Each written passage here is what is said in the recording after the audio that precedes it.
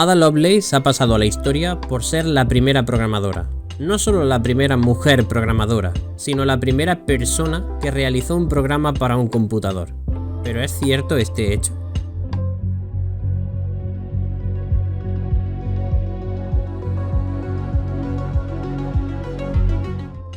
La conocida Ada Lovelace se trataba de Ada King, condesa de Lovelace, cuyo nombre original fue Augusta Ada Byron o Lady Byron. Esta nació el 10 de diciembre de 1815 y falleció el 27 de noviembre de 1852 a la edad de 36 años. Y aun habiendo vivido una corta vida, gracias a sus dones con las matemáticas, fue conocida como la hechicera de los números. Es importante destacar también que hablaba y escribía con fluidez varios idiomas, como el francés y el italiano. Pero antes de comenzar a relatar la historia, conviene aclarar los términos que están aquí en disputa. ¿Qué es un computador o una computadora? Un computador, según el diccionario de la Real Academia de la Lengua Española, es algo o alguien que computa o calcula. Un computador electrónico, sin embargo, se define como máquina electrónica que mediante determinados programas permite almacenar y tratar información y resolver problemas de diversa índole. Esta definición es bastante sesgada y deja fuera muchos de los primeros computadores, que eran mecánicos y no electrónicos. Entre ellos la máquina analítica de Charles Babbage. No obstante, si indicamos que la máquina pueda ser electrónica o no, quizá estemos abriendo demasiado la definición, aportando confusión, pues aparatos tan rudimentarios como un ábaco entrarían en ella. La segunda parte de la definición nos ayuda a matizar un poco al tocar el tratamiento y almacenaje de la información mediante programas. Aunque los primeros computadores no disponían de programas propiamente dichos, estos ejecutaban instrucciones introducidas a través de tarjetas perforadas o mediante una consola. El programa solo existía en papel y se traducía a la forma de operar de la máquina para obtener los resultados manualmente. Si quisiéramos afirmar que Charles Babbage es el padre de la computación, la definición debería indicar que la computadora, como una máquina electrónica o no, capaz de procesar una serie de pasos en los que ejecuta un programa consistente en operaciones con números introducidos y o almacenados para modificar estos números almacenados y o generar otros números como resultado. Esta es una definición mucho más compleja y por lo tanto seguro que tiene algún error que necesita ser subsanado. Pero lo más importante en este punto es tener una definición aproximada y, más o menos, exacta que nos ayude a comprender tanto qué es hoy en día una computadora como qué fue en los inicios una computadora. Pero hay otra pregunta a la que debemos responder antes de continuar. ¿Qué es un programa? De nuevo, recurrimos al diccionario de la Real Academia de la Lengua Española para leer en sus acepciones 11 y 12 las posibles respuestas, comenzando con la 11, que es la más simple.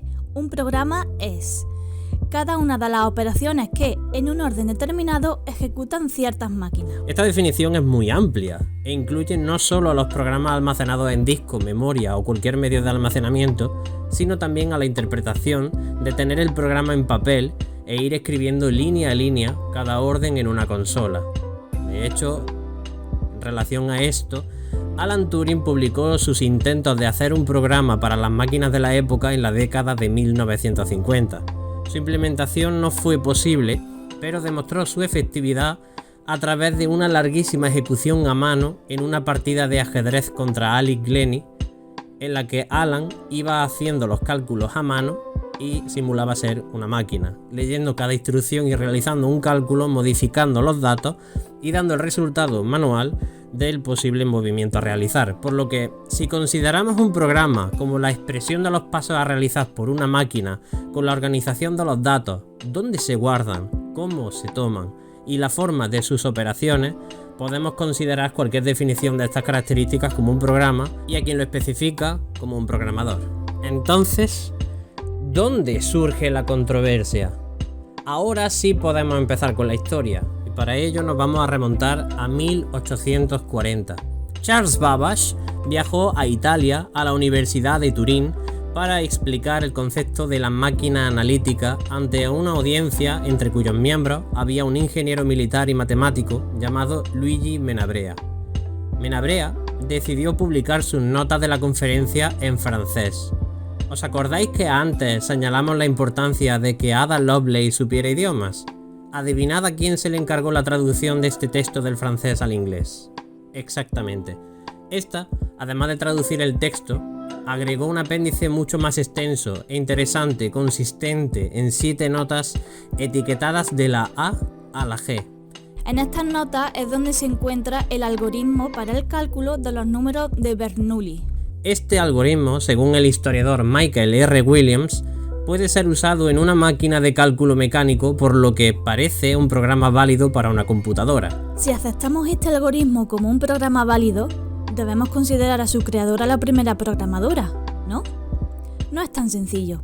El historiador Doron Swade, un prominente experto mundial en el trabajo de Charles Babbage, intenta zanjar la polémica con nuevos datos mostrados en el simposium del segundo centenario del nacimiento de Lovelace.